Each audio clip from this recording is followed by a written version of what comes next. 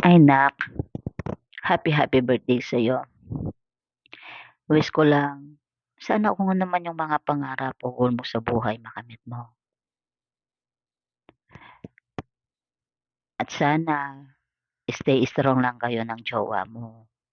Magkita sana kayo in person. Lagi mong iingatan yung sarili mo diyan. Alam naman natin na malalayo tayo sa ating mga pamilya. Maraming salamat na sa pagtanggap nyo bilang tita nyo. At maraming salamat naging part ako ng buhay nyo. Kung ano man yung problema na kakaharapin nyo, andito lang ako. Pwede niyo rin akong lapitan para umingi ng advice.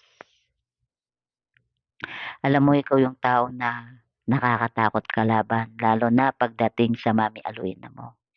Ipaglalaban mo talaga yung karapatan ng mami mo. Kaya nga, nakakatakot kalaban si Aluina eh. Kapag siyam na ang pinag-uusapan, oo. Ayan, sana nagbibiro lang si tita ah. Yan, maraming salamat. Isa ako sa pinakamahalagang tao sa araw na iyon, na ito.